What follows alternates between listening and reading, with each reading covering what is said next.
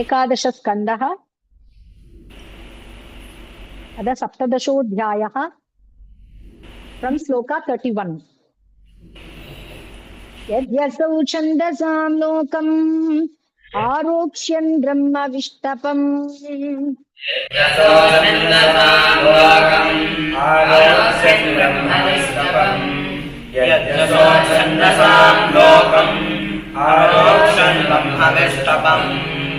गुरवे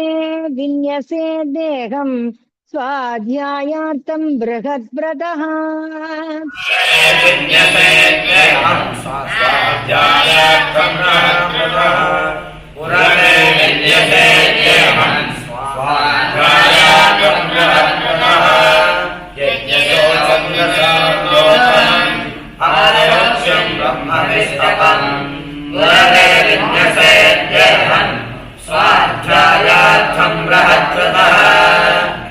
अग्नौ गुरुमात्मनि च सर्वभूतेषु मां परम्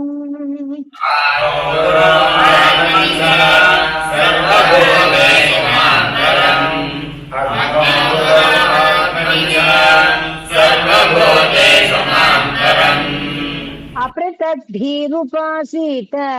ब्रह्मवर्चस्य कल्मषः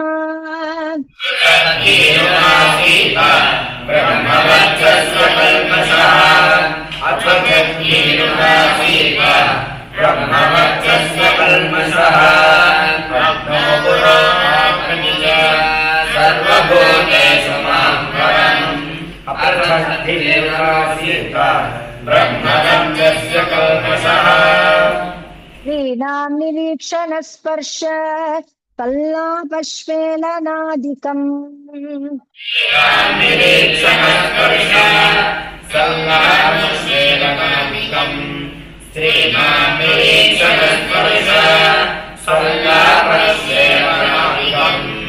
प्राणिनो मिथुनीभूतान् अगृहस्थो घ्रतस्त्यजेत्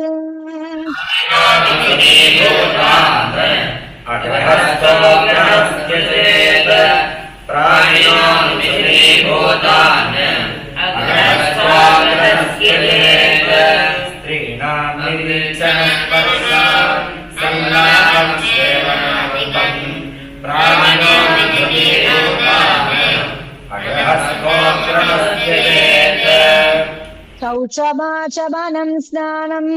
सन्ध्योपासनमार्जवम्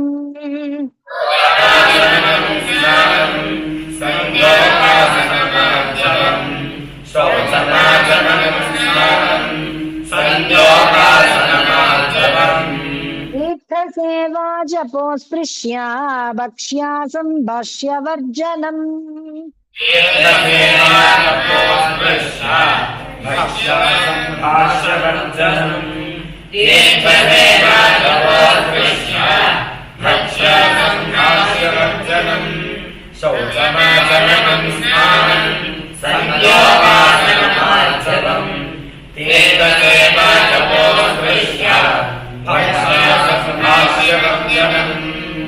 सर्वाश्रमप्रयुक्तोऽयम्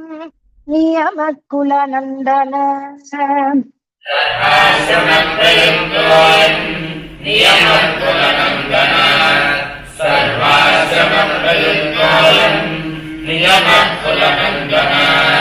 मद्भावः सर्वभूतेषु मनोवाक्काय संयमः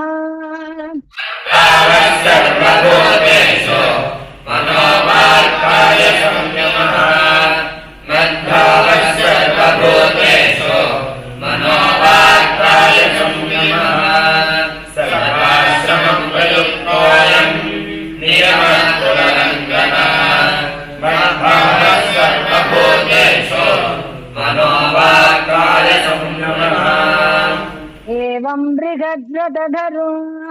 ब्राह्मणोऽग्निरिवज्ज्वलन्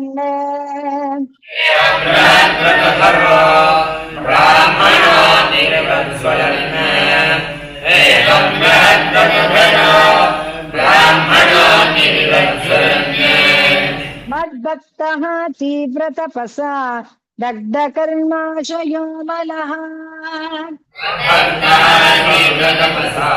तदखतर्माशयो नरः मद्भक्तः तीव्रतपसा तदखतर्माशयो नरः एवं बृहद्व्रतधरो ब्राह्मणो निर्वत्सरन् मद्भक्तः तीव्रतपसा तदखतर्माशयो नरः अथानन्तरमावेक्ष्य यथा जिज्ञासितागमः यथा जिज्ञासितागमः अथानन्तरमावेक्ष्य यथा जिज्ञासितागमः गुरवे दक्षिणां दत्त्वा स्नायाद्गुर्वनुमोदितः दक्षिणां दत्त्वा स्नायाद्गुर्वनुमोदितः गुरवे दक्षिणां दत्त्वा स्नायाद्गुर्वनुमोदितः अथानन्तरमावेक्ष्यन् यथा जिज्ञासितागमः गुरवे दक्षिणां दत्त्वा स्नायाद्गुर्वनुमोदितः गृहं वनं वोपविशेत् प्रव्रजेत्वा द्विजोत्तमः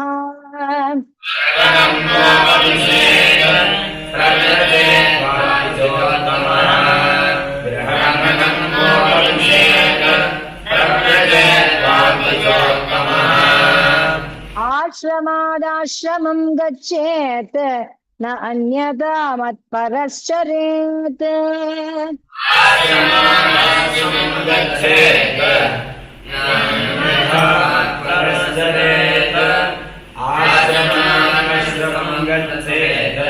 न अन्यथा मत्परश्चरेत्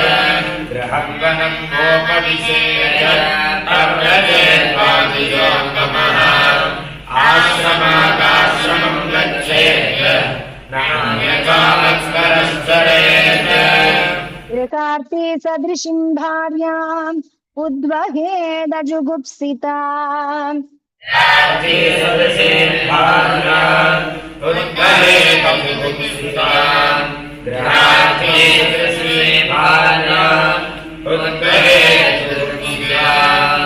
यदीयसीं तु वयसा तां सवर्णामनुक्रमात्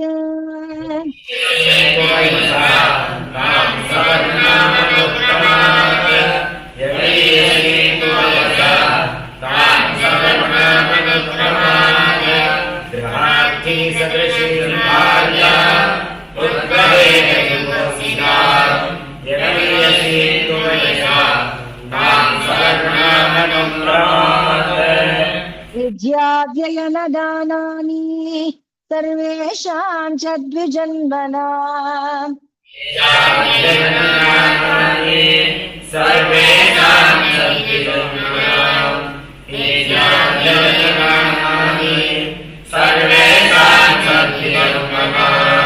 प्रतिग्रहोऽध्यापनं च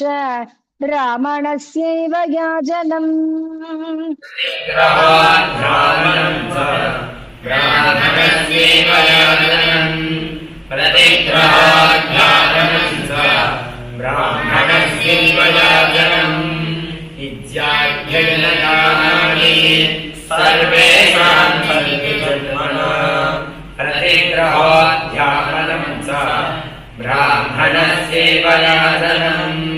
प्रतिग्रहं मन्यमानः तपस्तेजो यशोनुदम्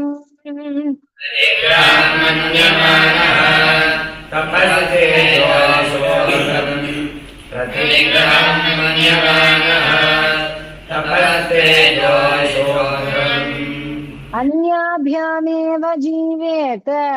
शिलैर्वा दोषदृक्तयोः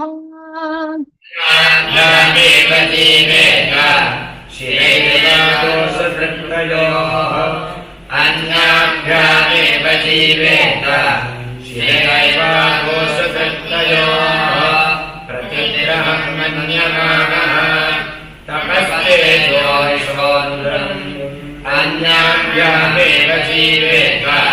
शिलैर्वा दोषदृक्तयोः रावणस्य हि देहोऽयं क्षुद्रकामाय नेष्यते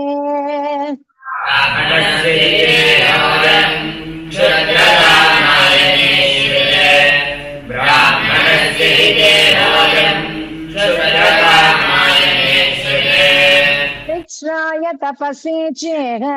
प्रेत्यानन्त सुखाय च कृच्छ्राय तपसे चेह प्रेत्यानन्त सुखाय च कृच्छ्राय तपसे चेह प्रेत्यानन्त सुखाय च ब्राह्मणस्य हितेहोयम् क्षुद्रकामायनेश्वरे कृच्छ्राय तपसे चेह प्रेत्यानन्त सुखाय च तिलोञ्च वृत्त्या परितुष्टचित्तः धर्मं महान्तं विरजं जुषानः परितुष्टचित्तः धर्मं महान्तं विरजं जुषानः शिलोञ्चवृत्त्या परितुष्टचित्तः धर्मं महान्तं विरजं जुषानः मयि अर्पितात्मा गृह एव तिष्ठन्नातिस्प्रसक्तः समुपैति शान्तिम्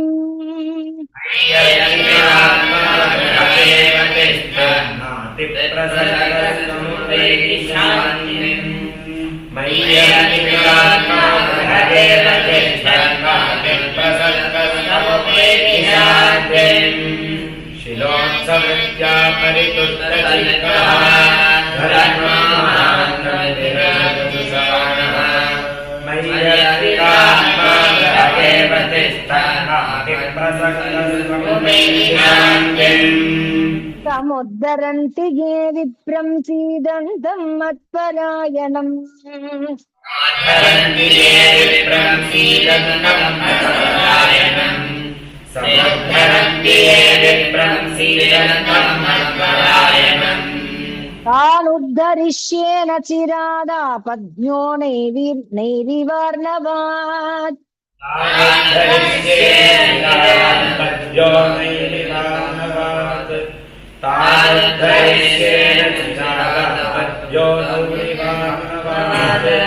समुद्धरन्ति ये विप्रं सीदन्तं मत्परायणम् तानुद्धरिष्येन चिरादापद्यो नौरिवार्णवात् सर्वा समुद्धरेद् राजापि ते व्यसनात् प्रजाः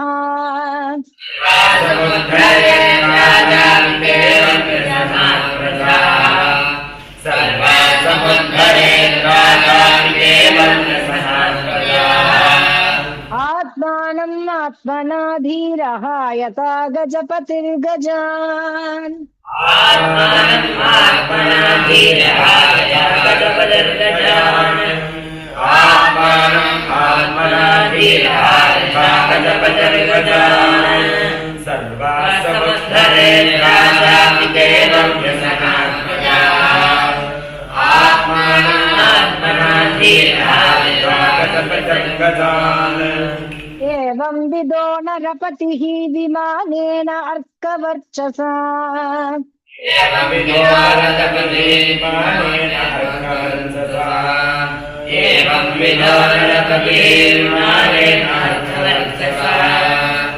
विदूय इहाशुभं कृत्स्नम् इन्द्रेण सह मोदते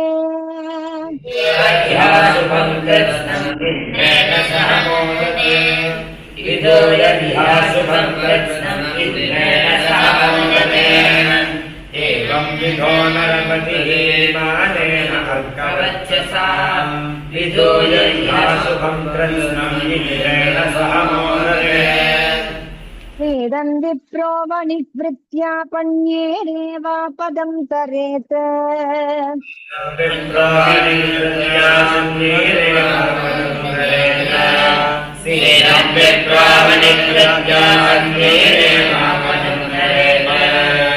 खड्गेन वा पदाक्रान्तः नष्पवृत्त्या कथञ्चन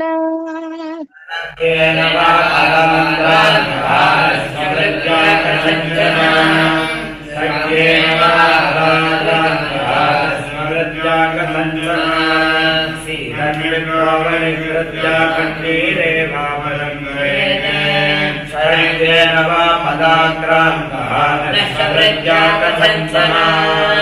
वैश्यवृत्त्या तु राजन्यो जीवन् हृदययापदे वैश्यवृत्त्या तु राजन्यो जीवेन्द्रहृदयापदे वैश्यवृत्त्या तु राजन्यो जीवेन्द्रहृदयापदे चरेद्वा विप्ररूपेण नष्पवृत्त्या कथञ्चन विप्ररूपेण स्ववृत्त्या कथञ्चन विप्ररूपेण स्ववृत्त्या कथञ्चन वैश्यवृत्त्या तु राजन्यो जीवेन्द्रहृदयापदे चरेद्वा विप्ररूपेण स्ववृत्त्या कथञ्चन शूद्रवृत्तिं भजेत् वैश्यः शूद्रकारुकटक्रिया वृत्तिं भजेत् वैश्यः शूद्रकारुकटक्रिया शूद्रवृत्तिं भजेत् वैश्यः शूद्रकारुकटक्रिया मुक्तो न गर्ह्येन वृत्तिं लिप्सेत कर्मणा मुक्तो न गर्ह्येन वृत्तिं लिप्सेत कर्मणा मुक्तो न गर्ह्येन वृत्तिं लिप्सेत कर्मणा शूद्रवृत्तिं भजेत् वैश्यः शूद्रकारुकटक्रिया मुक्तो न गर्ह्येन वृत्तिं लिप्सेत कर्मणा वेदाध्यायस्वदा स्वाहा बल्यन्नाध्येयथोदयम् वेदाध्यायस्वदा स्वाहा बल्यन्नाध्येयथोदयम् वेदाध्यायस्वदा स्वाहा बल्यन्नाध्येयथोदयम् देवर्षि पितृभूतानि मद्रूपाणि अन्वहं यजेत्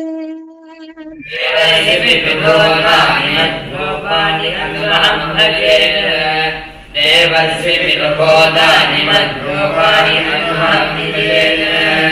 वेदाध्यायस्वदा स्वाहा बल्यन्नाध्येयथोदयम् देवस्य विरुभोदानि मद्रूपाणि अन्वहं यजेत् यदृच्छयोपपन्नेन शुक्लेन उपार्जितेन वा सयोपपन्नेन शुक्लेनोपार्जितेन वा यदृच्छयोपपन्नेन शुक्लेनोपार्जितेन वा धनेन पीडयन् नृत्या न्यायेनैवाहरेत् क्रतून् धनेन पीडयन् नृत्या न्यायेनैवाहरेत् क्रतून् धनेन पीडयन् नृत्या न्यायेनैवाहरेत् क्रतून् यदृच्छयोपपन्नेन शुक्लेनोपार्जितेन वा धनेन पीडयन् नृत्या न्यायेनैवाहरेत् क्रतून् कुटुम्बेषु न सज्जेत न प्रमाद्येत् कुटुम्ब्यपि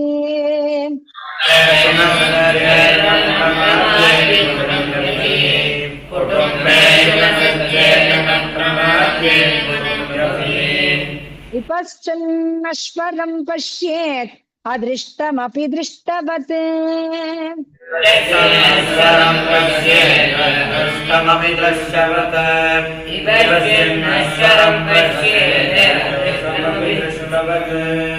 कुटुम्बेषु न सज्जेन प्रमाद्येत् कुटुम्ब्यपि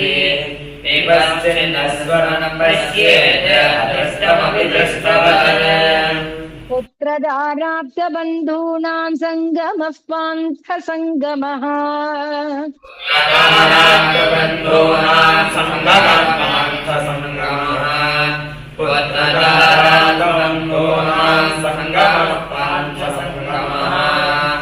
अनुदेहं वियन्त्येते स्वप्नो निद्रानुगो यथा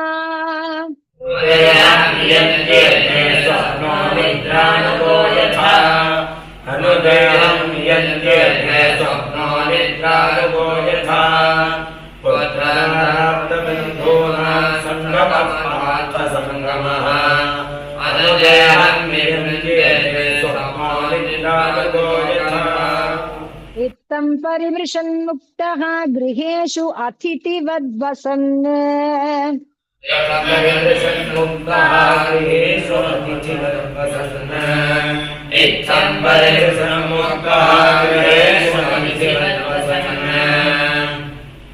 न गृहैः अनुबध्येत निर्ममो निरहङ्कृतः नमो विरहङ्कृतः नमो विरहङ्कृतः इत्थं परिवृषन्मुक्त्वा स्वदर्शिवर्णसन्ना नमो विरहङ्कृतः कर्मभिर्गृहमेदीयैरिष्ट्वा मामेव भक्तिमान्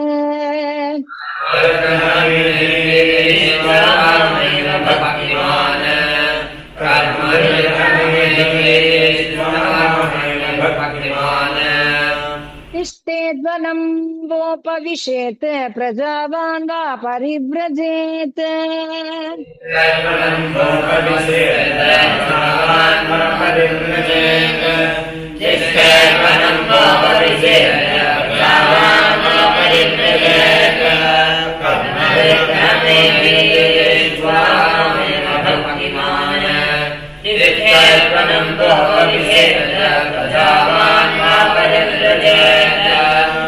इष्टेद्वनं वा उपविशेत् प्रजावान् वा परिव्रजेत्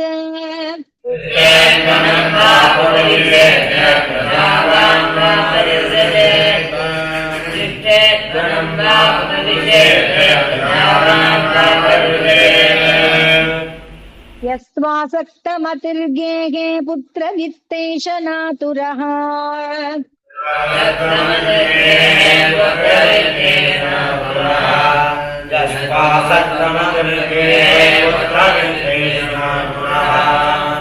त्रैनकृपणधीर्मूढः ममाहमिति बध्यते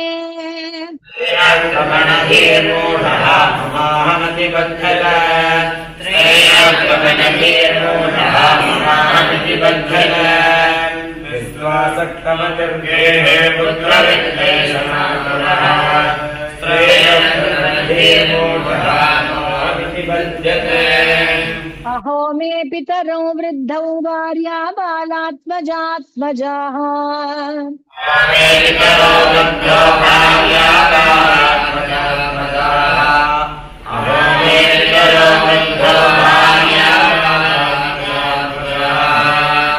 अनाथा मामृते दीनाः कथं जीवन्ति दुःखिताः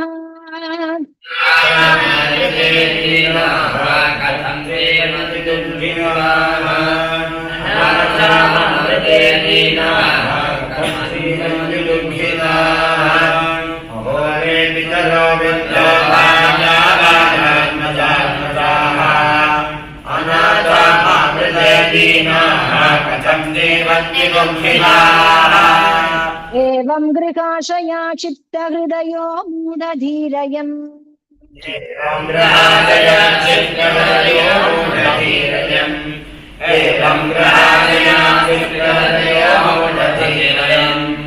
अतृप्तस्याननुध्यायन् मृतोऽर्धं विशते तमः